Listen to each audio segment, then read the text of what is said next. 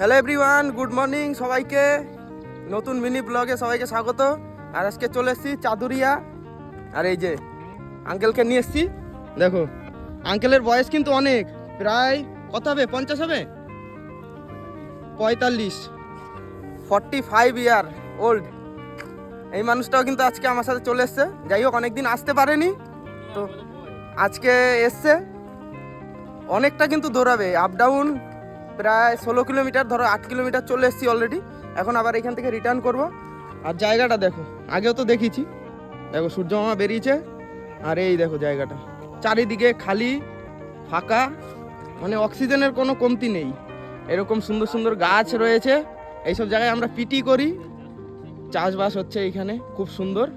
আর ওই দূরে diesel engine চলছে।